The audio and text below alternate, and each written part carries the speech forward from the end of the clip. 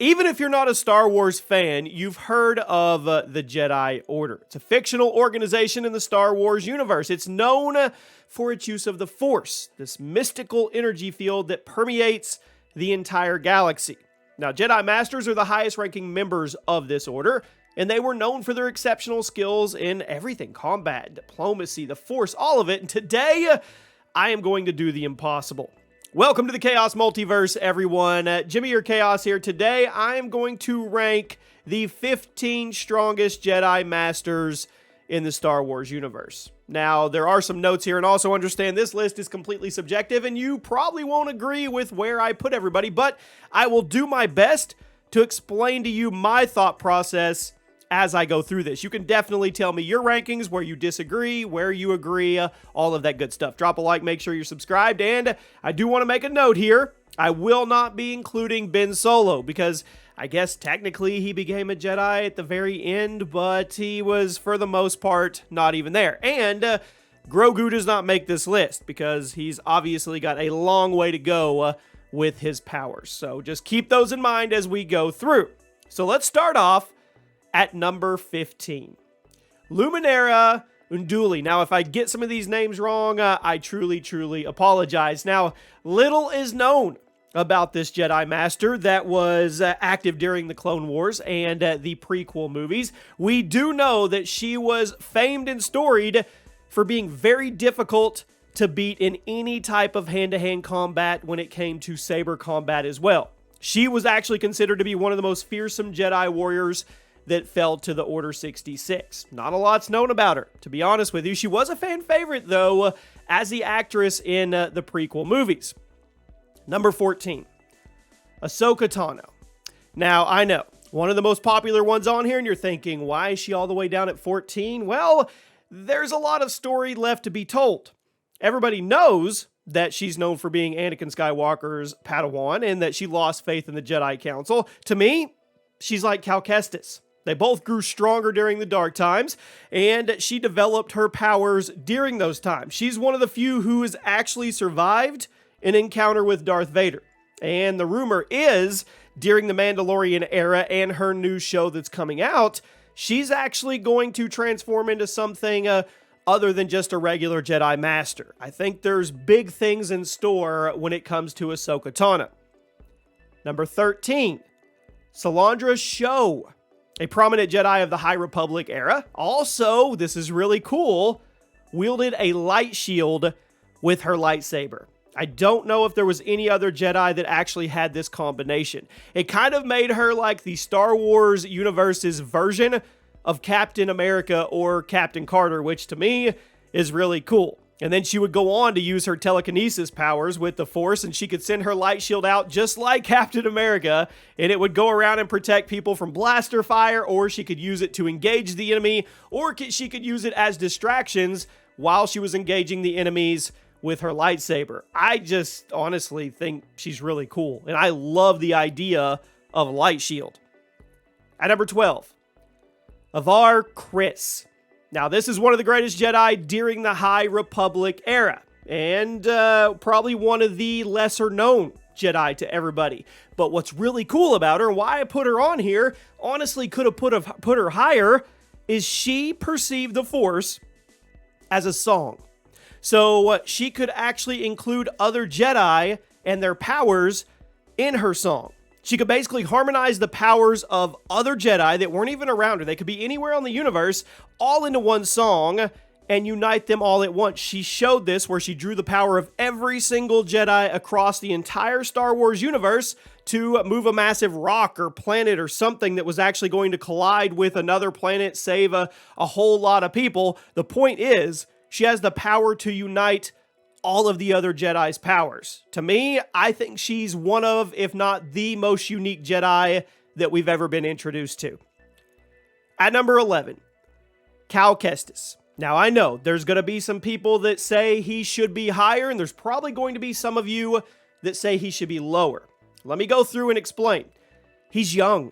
He's very young. He's already one of the stronger Jedi that we've seen in the Star Wars universe. I mean, his powers, They range from anything from psychometry to he could sense the past. He has animal empathy. He has all the regular Jedi Force using powers, and his power levels are growing rapidly. Just like Ahsoka Tano, he is growing during the dark times. And in the 2 Star Wars games we've gotten so far, he's, his potential. He has to push himself and his powers constantly just to survive during the dark times. The reason I have him at number 11 right now is his story isn't even close to being completely told. We have no idea what Cal's ending power level is going to be, but I think it's going to be way, way up there. I don't know if it's going to be at the top, but right now, I think this is a solid spot. Number 10, Ki-Adi-Mundi. Now, Ki was a Syrian Jedi Master who served on the Jedi Council during the Clone Wars. Very popular Jedi from the Clone Wars, from the prequel movies. He got a lot of show. He did. He was known for exceptional skills in combat, but he could also sense danger from a great distance. Now, every Jedi can sense danger, but his range seemed to be far, he had a much, much greater reach when it came to sensing it. He was a skilled diplomat. We saw him in kind of those roles during the prequel movies, and he was often called upon to negotiate peace treaties, resolve conflicts, different factions going at it. I mean, a lot of them did that at this time. He was very calm, he was very measured, and he was very respected. And word is he had a lot of wives as well, and he was known for his skills in combat, although we didn't get to see them that often. I know, there's some people that like him, and there's some people that hate him. Number 9, Shaak Ti. Shaak Ti was a Togruta Jedi Master who served as a general in the Clone Wars. She was known for combat skills. She was also known, just like Ki was, to be able to sense danger and foresee events before they even happen, which is why I kind of put her right above Ki, because she could kind of see into the future. Also a very skilled healer, which once again, to me, kind of cracks her into the top 10. And she was able to use the Force to heal injuries and illnesses. She was calm, she was compassionate, she had a very loving demeanor, she was beloved by all of the Jedi Order, and she was respected by the Jedi and her enemies. Here's the thing with her, she had 2 alternate death scenes in Star Wars Episode 3 that were both cut out. They never saw the actual public light of day. Now, the reference books confirm she did die during Order 66 and the attack on the Jedi Temple, but her 2 alternate scenes, she's technically died 3 times if you want to get technical about it. Number 8, Kit Fisto. Love the name. A Natolan Jedi Master, I hope I said that right, who also served during the Clone Wars. Excellent, excellent skills in combat, and he could sense danger. He could foresee events just like the other ones. He was also a skilled diplomat. He was often called upon to help. Once again, you have warring factions. He would be one of those that would help negotiate the peace treaties and try to get the conflicts to stop. But what the really cool part about him is, and he was a popular one as well, is he could manipulate water currents with his Jedi Force using, to the point where he was more powerful underwater than he was on land. He was calm. He had the demeanor you would expect to be of a respected Jedi Master in the Jedi Order, and he was a popular one. He truly, truly was. When he went down, people thought sad day. Number 7, Mace Windu. I know there's going to be some pushback on this, saying that Mace should be higher by some of you. Hear me out. We already know everything about him. We do. Samuel L. Jackson was the perfect Mace Windu. He served on the Jedi Council during the Clone Wars. He was known for his unique fighting style. He could combine elements of the light and dark side of the Force while he was fighting. He was one of the few Jedi Masters who was able to use the rare Force ability known as Vapad, which meant he could channel his inner darkness, his dark side of the Force, into his fighting style. This made him a formidable opponent in any type of combat. He was able to tap into the power of the dark side without succumbing to its temptations, which obviously you're flirting with bad stuff there, and that's why there was very, very few that could actually do it. Now, we know he met his demise, and his story was pretty sad, but a lot of people love him. They love him because he was Samuel L., and they love him for that purple lightsaber. Number 6, Qui-Gon Jinn. One of my favorite Jedi Masters, served during the final years of the Galactic Republic. He was known for his exceptional skills in combat. He was also known for his ability to communicate with the dead through the Force. He was a diplomat. We knew that. He was, as the others, often called upon to try to negotiate peace treaties, to resolve conflicts between different warring states, factions, or even planets. Now, he was unorthodox. His methods were unorthodox, to the point where he had a willingness to actually question the Jedi Council.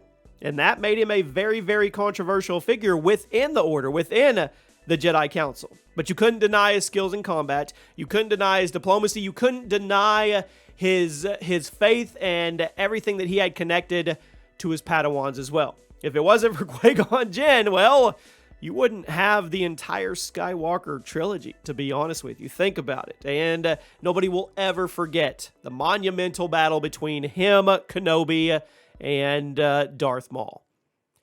Number 5. I'm going with Obi-Wan.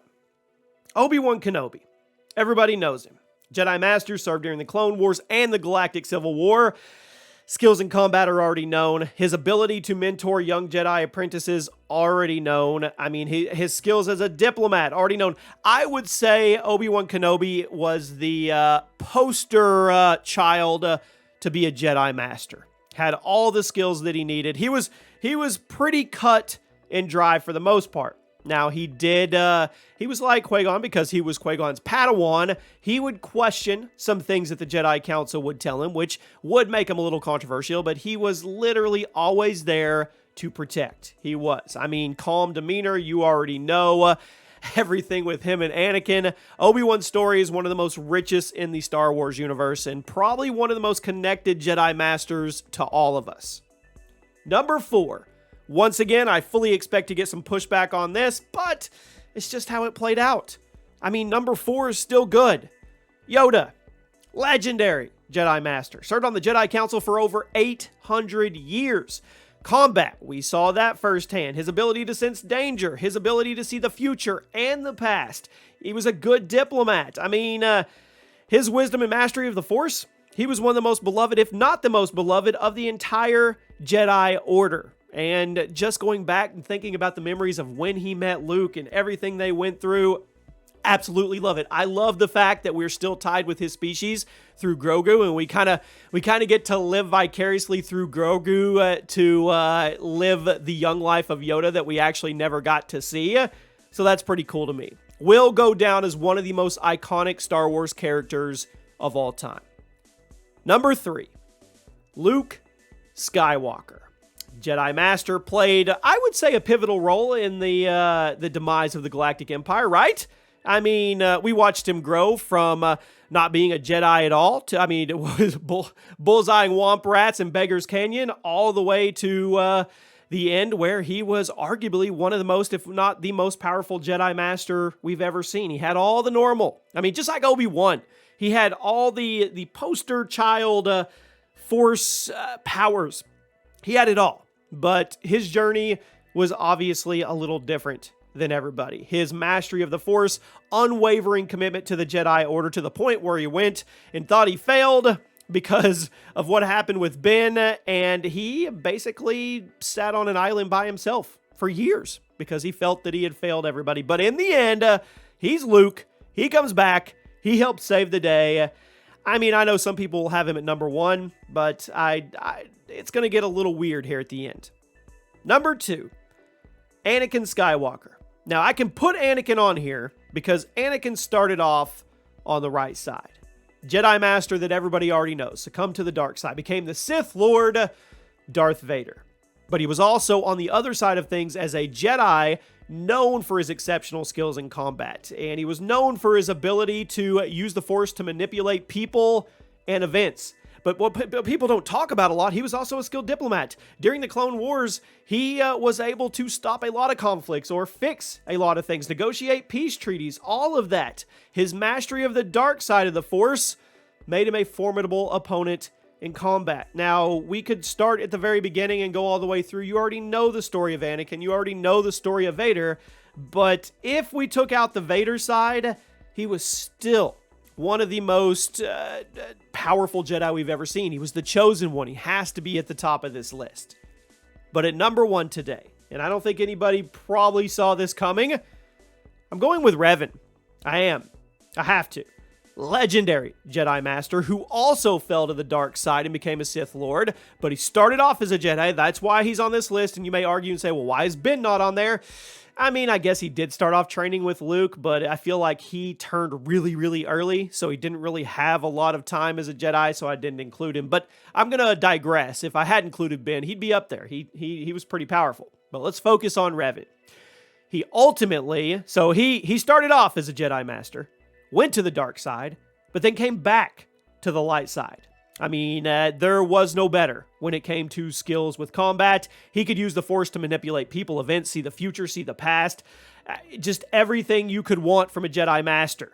He was also, once again, like the rest of them, skilled at dealing with people, especially warring factions. He had a mastery of both the light and the dark side of the forces. To me, one of the most, I guess you would say, constant masteries, which to me makes him one of the most powerful Jedi Masters of all time, because not only did he start off as a Jedi Master and fell to the dark side, but then he came back. So he came full circle. To me, means he took all the dark side stuff he learned, he incorporated it with all the light, and to me, that makes him the most powerful Jedi Master. I could be wrong. I probably am wrong, but once again, these lists are subjective, so it was fun to rank them.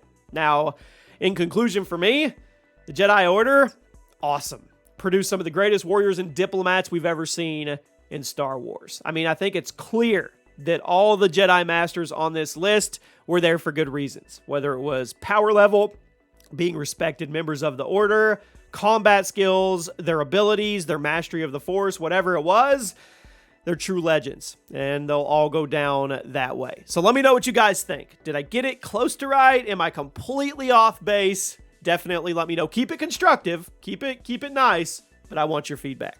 I'll see you guys soon.